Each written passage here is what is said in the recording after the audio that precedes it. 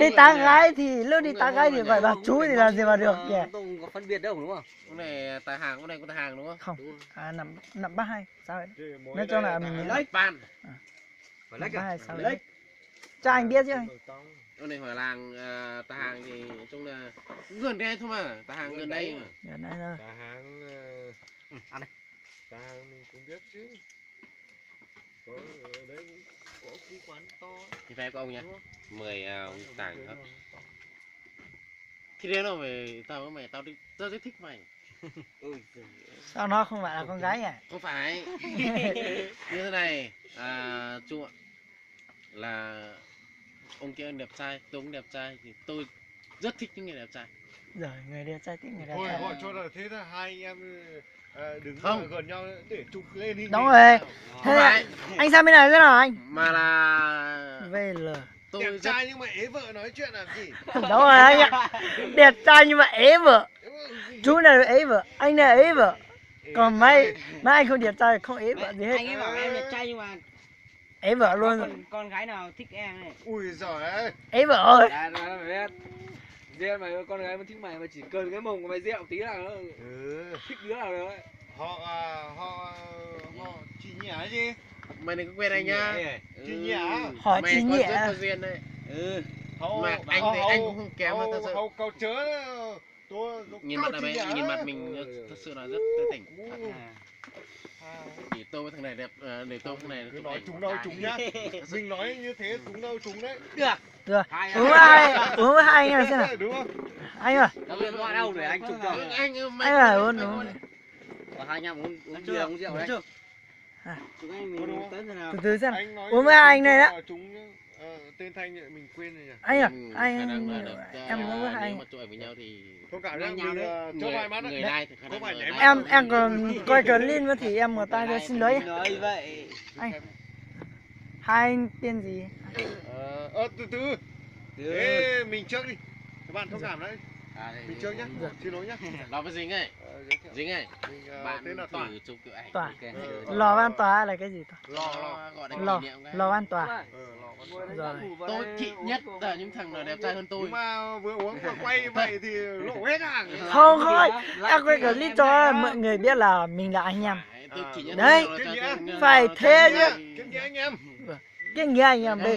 Đêm nay là đêm bao nhiêu anh em? Em quên Đêm mất. đây là không có gì thay đổi. Mai là 20 Em tháng 10, 11. được. Hôm nay là 19. Nếu mà không có gì thay đổi một tí nữa là 20 tháng 11. Không biết gì Rồi. nói chuyện à? Là ngày kỷ niệm. Ở giữa cũng được, ông được. Rồi. Rồi tí mình cũng Rồi. Ở dưới cũng được nhá. Anh ok không được. anh có vợ chưa anh? Rồi. Điện thoại xịn khác ngay đúng không? Đùa. Ui trời quá nét. hỏi thằng Chụp em một phát nữa này anh ơi. Này anh ơi, Làm cái nữa chưa Chưa đang kiểm tra ảnh nên đẹp sắp chưa? có thôi. sao có thôi. Sắp. Đùa Đấy. chứ. Kiểm tra ảnh xem Không, đẹp không, chưa? xấu quá đi, đang nhắm mắt mở. Tụ mày Thế được thì bình tĩnh. Đấy nhá. Anh em Rồi. Bình tĩnh Anh nhá. Sức khỏe nha anh ơi. Anh em mình mỗi người cầm cốc. nhà Cầm cốc anh nhá. Em ở Nhìn đấy nhá, tập trung đấy nhá. Quản đấy. Ai bắt nào? Trần Quất Tọa. Trước Ui mình giời cũng học cái đẹp gì? luôn. Biết Đó. là Nữa nhá. văn học hay là Trần Quốc Toản ấy, bóp nát quả cam ấy. Ui Nhưng giời. mà Trần Quốc Toản ngày nay thì đẹp bóp thật. nát hàng của người thôi. Bây giờ anh đang ở đâu anh ơi? Cái gì Anh Đang có ảnh đang đẹp ở quá. Mình Hiện tại bây giờ đẹp anh ngay. đang ở Bến Nghé mà quên. nhà ở bên nhé. Đây. Đâu? Anh đi làm ở Đẹp Bến chưa? Nghé. Còn bên nhà Mường anh Hàng. Mường Hàng. Điện Anh Biên. em mình đẹp tranh Rồi, nhau cảm nhá. ơn anh nhá. Hai kiểu sau Rồi đẹp. clip của em là như thế. Phát thế nào nhỉ? Giờ uống với anh nào xem. Uống anh à? Em xin lỗi em một tay xin lỗi em. Trước kia Anh hết Em còn coi clip nên là xin lỗi. Em tên có công nhận không? anh tên gì anh? Anh tên là Dịch. Nhìn Dính. có động hơn. Họ gì anh? Châu số tuổi rồi. Anh họ Giàng. Giàng Dính. Anh ở Nem Sư Sĩ. Anh là người Mông à? Anh người Mông. Nhưng anh lấy vợ Hà Nhi. Anh gửi cho Anh có biết cái chú mà cái gì? Quên mất nữa. Là cái gì thật? Ở trong Su Xìn á. Là Thư viện đâu? cần thiết thì anh em mình bây giờ nhiều chú á Nhưng mà nó ở đâu chứ? cũng ở đấy là Su chú Xìn á? là chú gì không là người họ Hàn Long đấy Hàng á? Ông Tú á? thế anh em mình làm một kiểu cho nó là tự sướng mẹ đi. chùa. đúng không? Chùa. Anh Chùa biết. thì có biết nhưng mà Há nó chùa. ở trong sau một tí. Nó là người quản lý Không đến 6 thì nhỉ? bản Cụ. cái gì đó đấy. Anh tên là Dính. Anh họ Dạ, già. Dính. Cái chú tên gì? Anh thưa anh là em là Hạ Chu. Chu à? Chu Vâng. rồi. Chú Ở- hiện tại đang ở bản nào? Còn em hiện tại ở Nậm Pang 2 và xã Hội Linh. Nằm bang ở lại mưa rồi.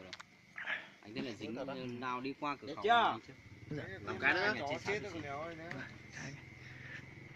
Mưa thì mai chó chết thật. Ôi rồi, Mưa thật. hai chú này tự Không sướng có à? ấy gì, không có Chú Dính, che hết mặt của chú kia rồi. Chú Dính ơi. Dạ. mưa thật á. Được chưa? Đẹp đấy. Không Để phải- dai đấy nhỉ. Giới thiệu với bạn gái nó có thích không? Không phải nghĩ luôn. Rồi, Một bên tối lắm. cảm ơn các bạn đã xem clip của tôi và đăng ký cho tôi và ủng hộ cho tôi. Facebook nhanh hơn.